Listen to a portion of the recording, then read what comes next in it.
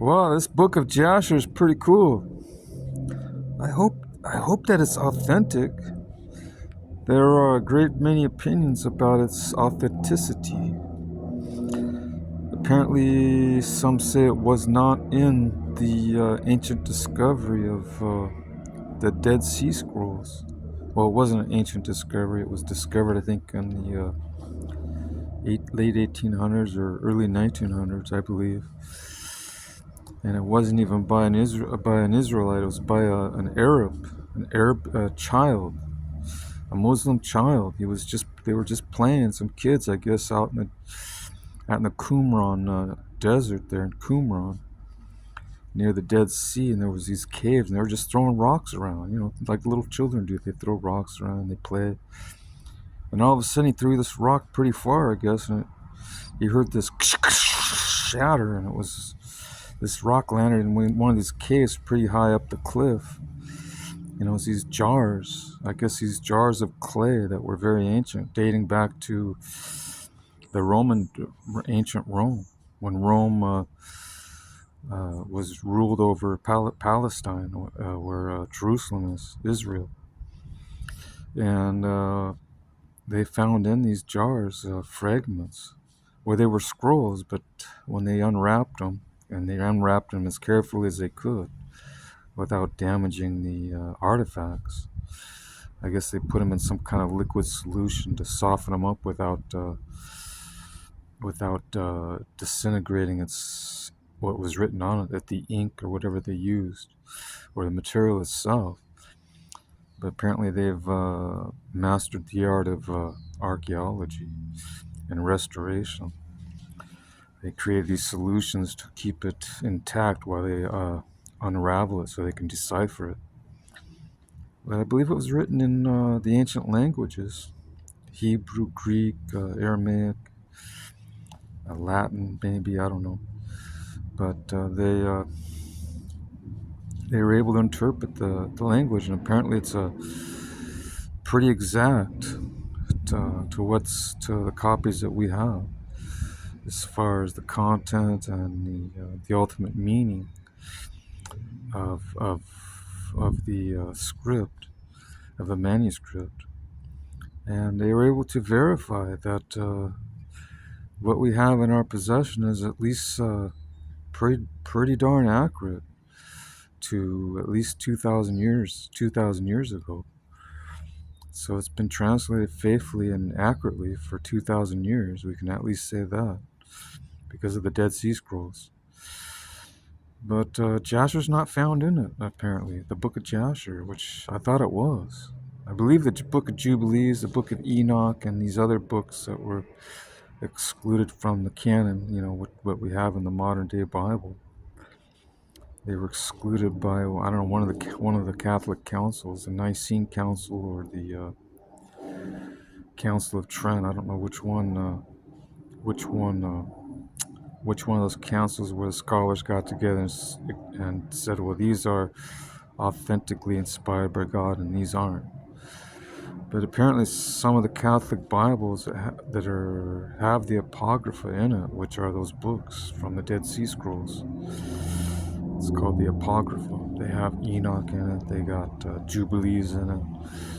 They've got the history of the Maccabean period in it, the Maccabees, first and second Maccabees, and other bees.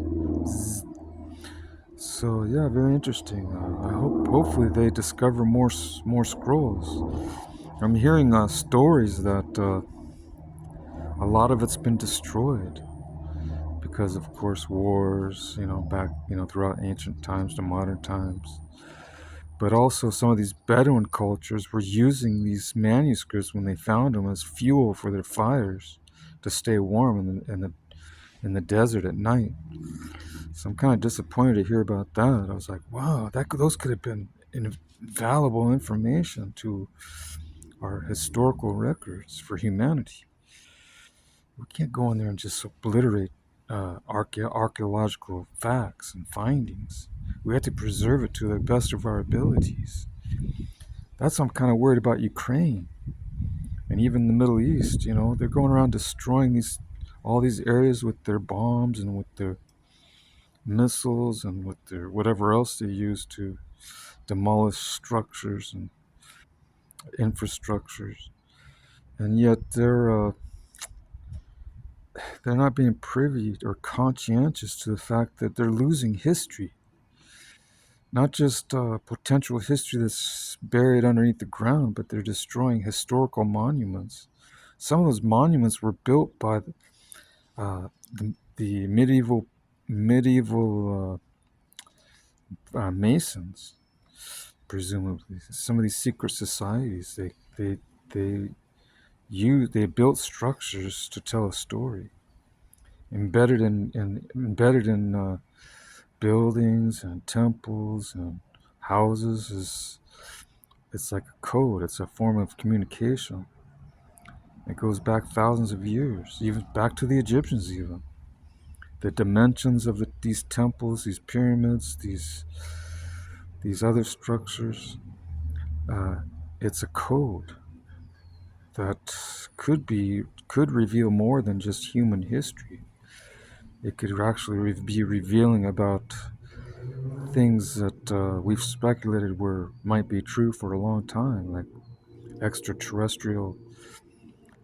Maybe a waypoint to a certain star, to a certain galaxy where these aliens might live or reside. Because that's why I do believe that if we look a little further, study it more closely, we might discover that everything they built, everything they did, all the archaeological stuff that we found that shows like these spheres or these other items that seem to be put in certain patterns, they're arranged in certain patterns. Those could be star maps to where these extraterrestrials come from. You know, kind of like that in the movie Star Wars, where they find the map where Luke was hiding out. He was, hiding out from. He didn't want to be a Jedi anymore. He didn't want to fight in the old Republic wars. Those wars between the Empire. Well, the Empire was supposedly, you know, rendered ineffective. That both their Death Stars were blown up, and so maybe they didn't feel like the Empire was a threat anymore because they kind of dismantled but they reorganized. They were under different leadership. And they weren't constructing another Death Star, but they still had their Imperial cruisers. They still had better starfighters. Those little ships, the shields on both sides. The Empire was very much still alive. It wasn't, uh, you know, yeah, it was may not have been the New Republic, but the Empire has been around for, well, back before the Tsars, before Japanese imperialism, before the Empire's goes way back to the ancient Babylonians, the empires, and then some probably.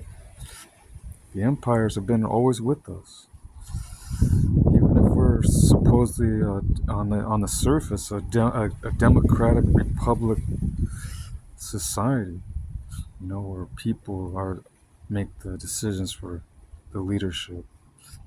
But that could just be a facade. It could be a front. Because who really pulls the strings?